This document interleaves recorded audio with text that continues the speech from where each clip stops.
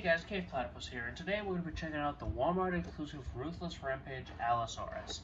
And I'm just going to get straight into it. This might be the best Allosaurus we've ever gotten. The sculpting is immaculate. Even just here in the package, you can just see it's incredible.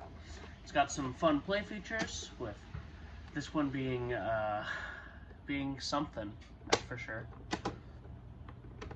And with this one, this fun little dial here that causes him to roar and bite. But we'll get all into that later. For now, I'm just going to show off the packaging. You can see it's got some nice demonstrations of the features here, showing what I just showed there and there. And if we go here to the back, you can see the other two in the line, the Triceratops and Neovenator, I believe. You can see all of that. He's part of the, I want to say that's the river, coastline, or whatever that is, of the Epic Evolution series. But with all that being said, let's go ahead and break this baby out of his cage, eh?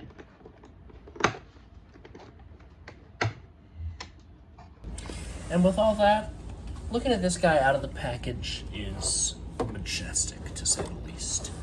The sculpting, like the kind of crocodile-esque osteoderms going all the way from the head to the tail, absolutely gorgeous. The paintwork, the kind of dark blue here at the head going down to the tail, the way it kind of covers the whole tail, kind of goes here into this nice, like, rich, almost like nougat, I think is that color. I could be wrong. Tell me if I'm wrong.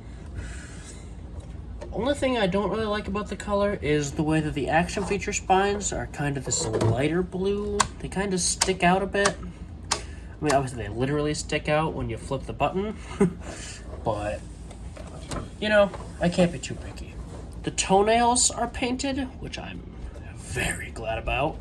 We saw with my last review, the Neovenator, that the claws are just the same color as the plastic they're cast in, which is something I really am not a fan of. But unfortunately, the fingernails are still unpainted. You can see that they're just kind of that same nougat color. But what are you gonna do? The teeth are cast in this gorgeous, like, off-white. They really stick out well. And then this is something I did not expect to see when I first got this guy.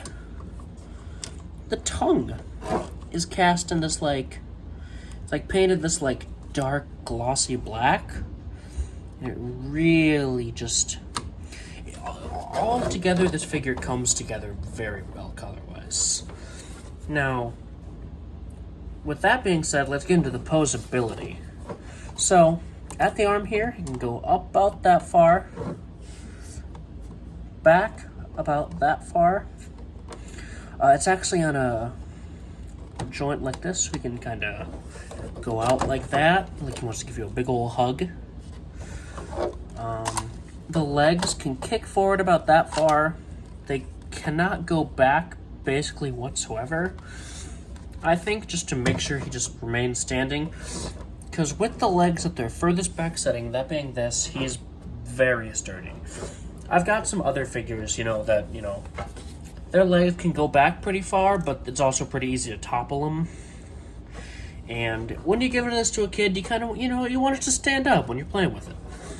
The tail is made of this, like, soft, flexible plastic, so you can kind of play with that around a little bit. And it's in a ball joint in the actual socket, so it can rotate the full 360, it can go around that. And then finally, the ankles can do the full 360 as well. Now, with posability out of the way, let's get into some size comparisons. So, I've got here my last review, the Neovenator, which we just got a little sneak peek of. Now, these guys, I think they scale decently. Obviously, Allosaurus in-universe, in the Jurassic Park universe, is sizably larger than it was in real life. But what are you gonna do, right? It's Jurassic World. You expect it to be silly and big. We've got here the age-old adversary, Stegosaurus. This is the Camp Cretaceous Stegosaurus, I believe, that came in the 2-pack with it and the Baryonyx, and then Darius and Bumpy. I might talk about that one at a later date. Let me know what you think. Then for a final mainline review, I've got here another Allosaurus figure, and the difference between these two is just, it's night and day. The Ruthless Rampage Allosaurus is just, it looks like it pops straight off the screen compared to this guy. This one's fun and all. You know, he's got the little learn feature when you press this little button here, but he's not great, I don't think. But this one, all the features are so much more fun and intuitive than that one. Just kind of awkward to handle. And for a human comparison, I have here, of course, he's back, JP3 Alan Grant. They scaled pretty well. If you've seen Jurassic World Dominion, I won't spoil it too much, but there's a couple scenes with an Allosaurus and a human there, and this is pretty much what it looked like. And speaking of Jurassic World Dominion and size comparisons, got here the Hammond Collection Carnotaurus.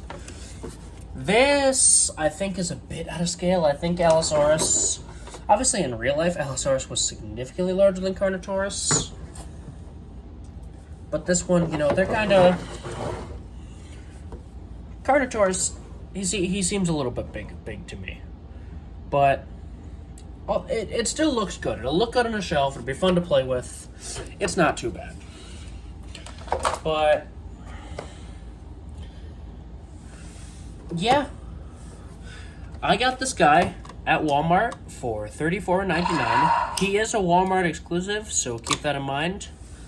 But if you're gonna get this for a younger, like, Jurassic Park / World fan, I think they would get a great deal of enjoyment out of this guy.